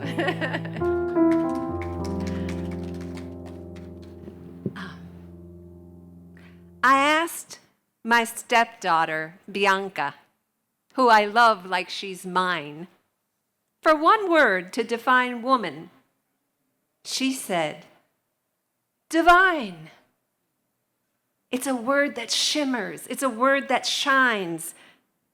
But it's not a word I know how to claim as mine. I have lived a life divided. Can divided be divine? A life of stories from a darker time. Can hot mess and goddess live side by side? In September, I turned 65. I'm a woman who remembers being socialized, catcalled, categorized, fat ass, cottage cheese thighs, divided, cut in pieces by a knife I seized and turned inward. The enemy was me. Inspecting, dissecting, rejecting, disrespecting myself. This story starts when I was 12. A preteen who needs to pee, panties pulled below my knee, around my ankles on the ground, and I looked down, and there it was, the splotch, rust red blood on white cotton crotch. And I knew what that meant. Fast forward, I'm 14. High school theater put me on the stage, and on the page, cliches, one-note women, spinsters, sluts, nice girls, and nuts. And I was a fat kid with an old lady face. Not to be self-effacing, but that's typecasting. Until I started fasting. Taught myself to vanish, taught myself to manage a diet, 'cause the doctor said, try it, just 600 calories a day. 600? I got so good, I could go without eating at all. I shrank with approval, disappeared to praise. Even my period went away. It's called amenorrhea. And just for a minute before thin became thinner, men paid attention, took me to dinner. And I felt a tension, or whatever that was. Took more weight off and started growing fuzz on my chest. It's called lanugo. Fine hairs your body grows to protect, to stay warm when all your body fat is gone. Mission accomplished. The men were gone too. Willpower was my weapon. I felt like Superwoman. I binged, I purged. People urged me to eat, but I thought, sweet, they're just jealous, overly zealous. Well, it turns out, if you don't eat, you die. when I couldn't deny my body anymore. I took a turn. Deprivation comes in many flavors. I favored perfectionism, workaholism, a form of prison with a key I held. Unlocked a boss who knocked on my hotel door as if I were his whore. A boss whose cheesy lines included, "Your mouth is saying no, but your eyes are saying yes, yes, yes."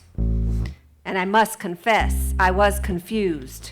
How did you handle work abuse pre-Anita Hill? And I still feel ill when I think Clarence Thomas sits on the court that chose to abort our choice, abort our voice, abort Roe v. Wade. And I'm afraid of what else they'll strip away. Childless by choice, still I think of my stepdaughter, my 2 grown nieces, and all that ceases to be theirs in a world that's spinning in reverse, worse for them than it was for me, and it will get worse still if we stand still. My mother, born in the 30s, knew not to wear pants, not to seek credit, denied job opportunities, while men moved with impunity. And when she got her period, because when shame was tradition, in the name of bringing back color to her face, my nana slapped her hard. Instead, when I became a woman, my mother paused, then clapped, as in applause. Not because she was free, but because she hoped maybe I could be. And in my early 30s, I chose abortion when this thing called the sponge failed its job at birth control. And all I remember was wanting to expunge whatever was growing inside of me like Ripley in Alien. But the choice was mine. And later I had my uterus removed, a hysterectomy, a choice made for me medically, when something was growing they couldn't quite name, a fibroid, benign. But I had to say goodbye to my womb, which didn't make me any less of a woman, just gave my insides more room. So how dare the government govern over my blood, my body, my decisions, and turn them into debate? How dare they call themselves defenders of life while ripping it from those already living? I am not your lesson, not your fucking cautionary tale, not your handmaid's tale, not your piece of tale. I was a woman who tried to disappear, who starved, who worked, who bled, who rose. I was a woman who had an orgasm at a silent retreat because meditation sent vibrations through my body I never knew before. And on that floor, eyes closed, I experienced undivided awareness. And let me say to those who would divide us now, we will not disappear, we will not obey, we will not bleed quietly for your laws. And to my nieces, to my stepdaughter, if they ask what kind of woman was I, tell them I was a woman divided and divine. And if they question how both are possible, do not feel the need to answer. Do not feel the need to pick a lane when you can steer your life in all the directions, U-turns and all. It's your turn to burn, to build, to break, to rise again, to demonstrate divinity, not just by grace, but by grit, to celebrate, to create. Woman, thank you.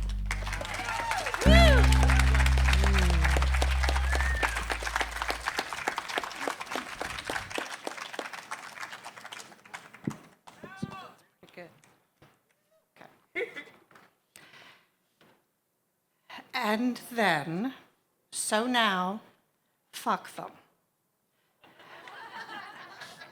I've lived my life sheltered under a safe canopy wrought on the backs of women other than me, older than me. I was lucky to grow up here in this skin, in my time, in our country, asleep in a delicious dream with the taste of possibility in my mouth, succulent as the sweetest fruit. And then, Hillary lost. My protective covering was damaged, revealing the rotten corpse stink of misogyny beneath. Awakened, all the pretty lies, the trappings of my life no longer disguised the decaying cadaver lying with me. This illicit parasite cozied beside me while I slept. It tucked its bloodthirsty maw beneath my sleeping arm, whispering lulling lies of equality and complacency into my ears, biding its time. And then its moment came. Choice was torn asunder. Shredded bits of our dignity, generations of identity cast into frigid hurricane winds of hate like yesterday's garbage. And those whispers tickling my ears changed to, you are not equal, you are not safe, you are nothing. For decades, I blindly navigated the narrows, swimming through places permitted by society's norms, an ill-defined wilderness of the unmapped, winding spaces defined by my fallopian tubes, unaware of the gorge's sheer, unscalable, towering, inescapable walls, or that all the time I spent treading water left me exhausted, stuck in sediment I never saw. But I crawled ashore, for we saw the spiderweb fissures in power ceiling. We knew the correct pressure could shatter its stronghold. The words of equality I'd been weaned on filled my head and heart. So we still had hope. And then, comedy lost. I rolled aside the rock I'd clearly lived under and found etched beneath it this truth. The rules were stacked against us from the start. And I think it's not too late, is it, to find a backbone in this aging body, to rip the cataracts from my comfort and see our representatives rigged it all. They waggled their forked tongues like divining rods over the country, doodle-bugging for treasure to feed their coffers, no matter the human cost. More, more, more. Their greed is limitless, and our lives limited by the weight of their thumbs on our rights. A world where women are always guilty of something. Where people, all people, whose reflections differ from those wielding power, whether it be on the outside or the inside, those people, we, the people, are to be wiped away like dirty smudges from their mirrors. So now, we stand at a crossroad, deciding which direction to turn. The gift of living long enough has meant I've watched younger generations rise in ways unimaginable in my youth, except to visionaries, the ones who carried me on their backs, bravely opening doors for everyone seeking a better life. And the curse of living now is witnessing women's rights, all of our rights, chipped, chunked, and chopped into kindling. Fuck them. They underestimate our determination. Though splintered, we are fuel and spark. We are hope and action, passion and faith. We face these catastrophic fires, scattering our seeds of change, and like sequoias, sprout from the ashes renewed. Together, we'll light the way forward. We are the people, unbroken.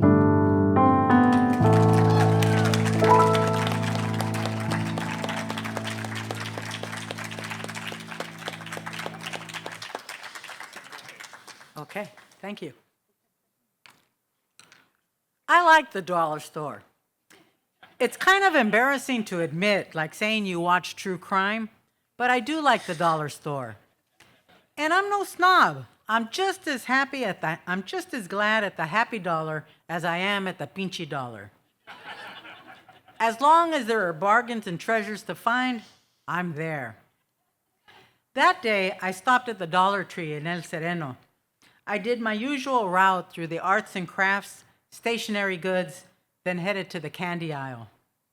A woman stood there, hands on her cart. She was about my age, also Chicana. Lots of candy to look at, she said. Yeah, I always get in trouble when I come through here, I said. She chuckled and patted her tummy. I used to get my daughter candy here when she was little. Now I get it for me. I know what you mean, I said. She cocked her head at me. "You sound right. You from around here?" "Not far," I answered. "Born and raised in East LA." "Me too. What part?" "I grew up across the street from Belvedere Park." "Y tú?" "I'm from City Terrace." We got all excited and found we had lots in common. After a while, it dawned on us that we couldn't just stay there, although we would have liked to. She looked at me shyly. "Can I give you a hug?" "I would like that very much," I answered. Then we stepped forward and embraced, beautifully and lovingly. That hug told everything that we couldn't say, had never been able to say. It spoke for all the times that we'd been too scared to express our true feelings with someone. The fear we had of being vulnerable, scared of being dumb, scared of the profound hurt that we felt, but usually covered with anger. Our souls stood naked. Then we stepped apart. She looked at me and said, "I knew I was supposed to be here today." And we parted, back to the praxis of our lives. And now, ICE is here, snatching people up off the street, at work, at home, at school, closing the border to the invasion of brown people from the South who have lived in the Americas for thousands of years, bringing in white Afrikaners in the name of all that is right and good. When I see videos of the raids, I don't see illegals or aliens. I see people that look like me. I know my US-born indigenous father would have been picked up, and I know my güera Mexicana-born mother would have been left alone. I know I'm vulnerable, though it makes my Mexican cousin laugh. She always says, "They'll think you're Mexicana until you open your mouth." But I don't know. I don't know at all. On my way over here, I took the metro, and as I got out of the metro to walk over here, this well-meaning white guy said, "You know, you better take this." And this is what he gave me. And it reminded me that no soy de aquí. Born, raised, lived here. This is my land. I still would get picked up. But I always think of that woman from the dollar store. We didn't exchange names, but we shared something so much deeper. I worry that it was her getting snatched. I know she can't afford an attorney, and who carries their birth certificate around with them? Not me, but maybe I need to rethink that.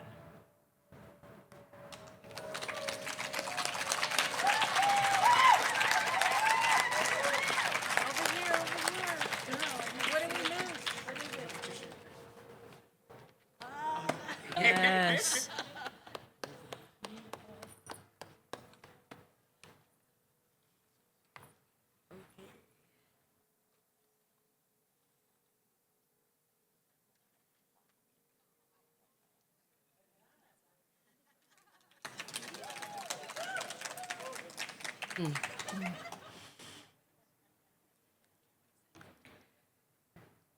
She did what she was told.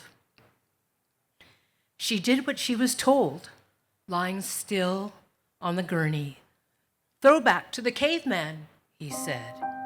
Extra, unnecessary, useless, vestigial. Append the appendix. So she did what she was told. Count backwards, seeking oblivion, subtracting by sevens. Contrary to popular misconception, this Asian girl lousy at math. She did what she was told. 193, 86, 79. Her voice merged into the unknowable. If there were galaxies, if there were conversations with God, if there were little Chinatown girls jumping rope to a forgotten incantation, Cinnamon Girl riding on the head of a dragon, all the chains of doubt falling away. In the anesthesia, sprouting words like wings, like laughter,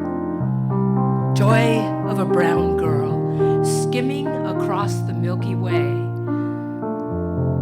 understanding her inside power at last. If you listen, you could hear her joy. But she did what she was told.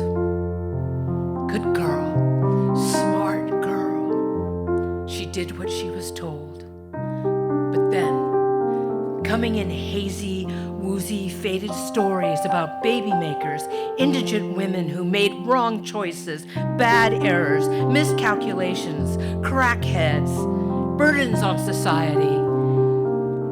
That's not her. Drunken whiskey cowgirls on the res, getting knocked up, pumping out papooses like salty roasted peanuts. That's not her. That's not me. Carbuncle, eyesore, poor, pregnant, leeches on the body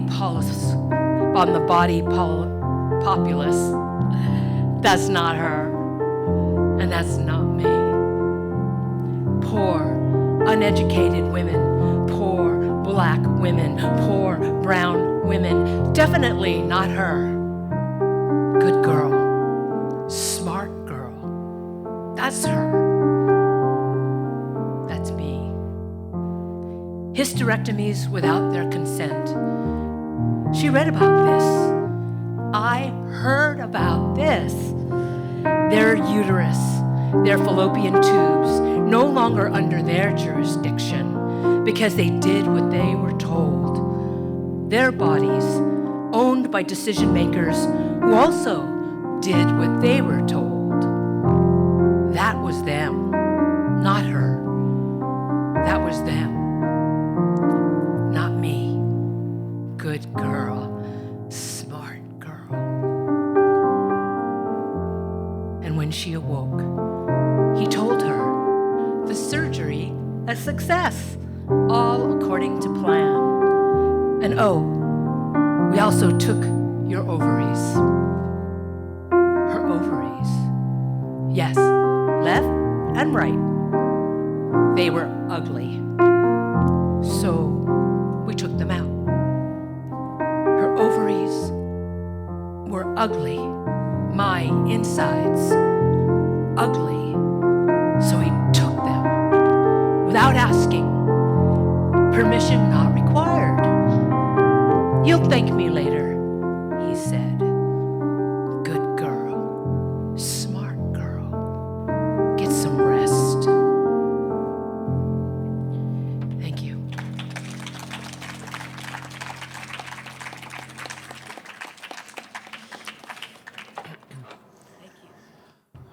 Thank you. So good. How's your body doing, poetry fans? You doing good? All right. I don't watch the news anymore. Even topical jokes on late night talk shows, I've given it up. Is it a wise protection strategy or a shivering chicken going cold turkey? I might not always know what's happening, but I know what's happening. The news still finds me. Someone asks me how I am, and when I say, I'm doing good, they say, really? Wow, okay. I'm about to lose my job. I barely check my email. I don't want to make sales calls. I don't want to talk to people. I don't want to sell anything. I don't want to talk about how the NEA was slashed and my theater needs donations. I don't want phone calls to hear me say, my name is Natalie, and then them go, Natalie? But that's a girl's name. And I'm like, yeah, I am girl, it me. I just made friends with a transgender girl at work, and it sure relieved me that she is there. I mean, it's really nice to not be the only one. And she tells me that she's learning Japanese, and I'm like, that is so cool. And then she says it's because her and her friends are moving there as soon as possible. Wait, is that like really smart of her? Am I dumb for staying here? Where would I even go? I got a message from an online friend telling me that there is a queer-friendly community that would welcome me and my found family somewhere in Canada. My roommates both have passports, but mine is expired, and I think it might be like impossible for me to get it right now under my correct name. Am I going to have to disguise myself as who I used to be to get across the border? Dig up that old carcass and inhabit a dead person with a dead name? I really don't want to. But what if waiting here is worse? When do we know it's time to go? Will it already be too late? I mentor transgender youth, and the kids are amazing, and it gives me a good feeling in my heart, like helping them is healing something in me, but I can see it lately. It's on their faces. The fear that I am not allowing myself to fully feel. I mean, they have a lot of questions, and they're the same questions that I have, and I start to try and answer them, but the words feel hollow, and I stop. And I apologize to them. I don't have answers. I am not sure that there are any. I am not able to lie to them as well as I am able to lie to myself. My partner of 17 years and I just opened our relationship up. We both realized that we were queer and we came out around 2016, and we're both the only people that either of us has ever slept with. So now we're more confident, we're hotter than we have ever been, and we really wanted to give each other the gift of dating other people as a treat for good behavior. And because weird, stupid relationship drama is a way easier thing to focus on right now, I met a dominatrix who asked me what I'm looking for, and I said, I want to disappear into someone else for a while. I want to be remade into someone whose life is completed and made whole by sex. I want to break from being me. I'm not okay, and I don't know what to do to feel okay again. If I was little, I'd cry for my mother, but I had to go no contact with her 9 years ago when I came out. I don't know who to cry for anymore. And I don't want to be called brave because I'm not. Like, in my brain, I am always running away, and there isn't much room in there for anything else. I find myself just turning off mobile games for hours, showering in total darkness, make my world as small as possible, always have my vape in my bra. I don't know what else to do except make art, and take care of each other, and protect each other, and clean up your own backyard, and act like you represent the kind of country that you want to live in, because anything beyond that, I've given up all notion that I have any control over anything, like not on a macro level.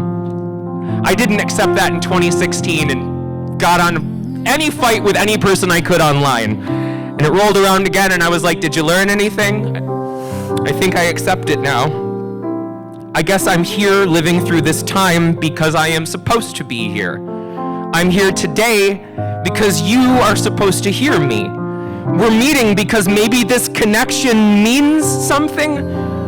Maybe we just need to see each other and hear each other and know that we are all the same. And if we can do that, maybe that's the first step towards something better. Thank you.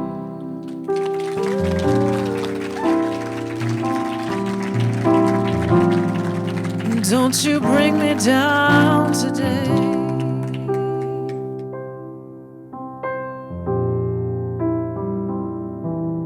Thanks. I'm going to move this to the side here. Wow, what an amazing night, and what an honor and a privilege to be part of it. Thank you all for being here. Thank you. Thank you for lowering the mic and then raising it up again and putting it back down. And I just wanted to acknowledge this beautiful woman. Thank you. Thank you so much. I just wanted to scoot over to her and rub her back because it's cold and she's been sitting there. So, 2 stories, part 2. The fancy hospital. Oh, no. Yeah. If I repeat, I'm sorry. I didn't number my pages like some other smart woman did. The fancy hospital in South Pasadena sent your mama home. They were only delivering live births, put her on a waiting list 1 day, 2 days. I don't come from resources, I am resourceful. I'm a 2-time single mom on the front line of everything every day, arms tired from being the only one clapping, fueled by outrage of betrayal and prayer beads in my hands. I called the hospital in Boyle Heights. They welcomed us. The sun glowed orange over Dodger Stadium outside the hospital room window. Nurses cried. You were baptized. It's been 5 years. I can walk through the kids' clothing section now, usually by mistake. Your mama. Sometimes she works out twice a day. Went to Nashville and the Grand Ole Opry. Went to New York and saw a Broadway play that made her cry.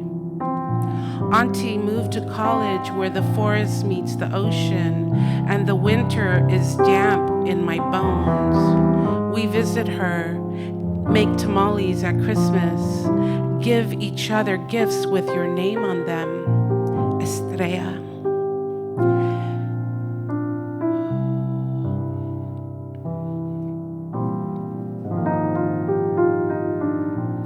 Your mama and your auntie have eggs in their body I carried in my body for 9 months each, children and grandchildren growing inside of me for 18 months total. I may never meet them, but I know you. My love from time without beginning. Our relationship flourishes. Countless hours of chanting fuels me, and I know I will see you again. I have you eternally inside of me.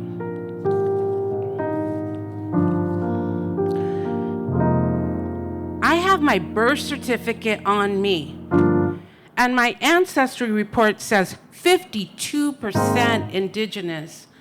I have my faith and my sutras. The curfew has lifted. I stand here as I stood on a mountain in Arizona at the grave of my great-grandfather, whose name is Geronimo. I stand here. The pendulum passed me and is so high above me, paused. I am perfect, longitude and latitude, exhilarated for the coming momentum. For every cause there is an effect. There's no immunity. Privilege and bespoke suits are going down in handcuffs. We're all the same. Blood from your face on your white jeans, fists at full force. I tell my MAGA friend, they all get rich off of us. Doesn't matter the vote. There is no there out there. There is no them. It's just us. I never give up. I say, there's just us. We are in the business of humanism. After hours of dialogue, the pendulum swings my friend's way. He starts his empathy journey, one person at a time. There is no there out there. There is only here and us.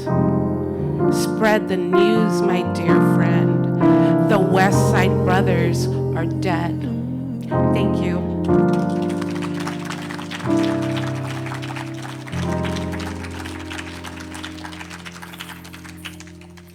In honor of these beautiful women,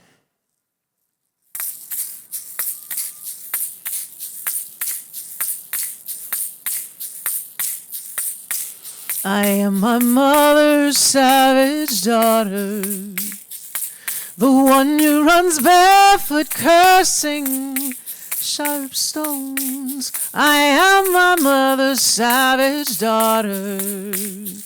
I will not cut my hair, and I won't lower my voice. My mother's child is a savage. She looks for her almonds in the colors of stones, in the faces of cats, in the falling of feathers, in the dancing of fire, in the curve of old bones. I am my mother's savage daughter, the one who runs barefoot cursing sharp stones. I am my mother's savage daughter, and I will not cut my hair, and I won't lower my voice. My mother's child dances in darkness.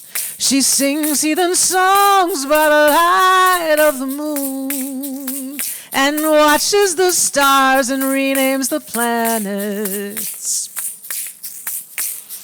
and dreams she will reach them with a song and a broom. We are brought forth out of darkness and water into this world through blood and through pain. But deep in our bones the old songs are awakening. Let us sing them with voices of thunder and rain.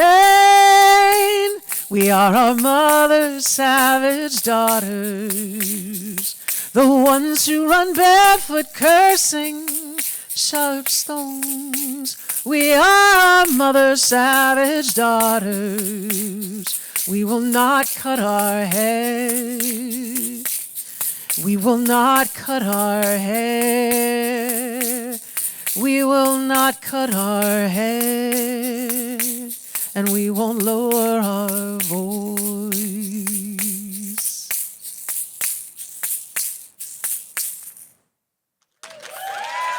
Thank you.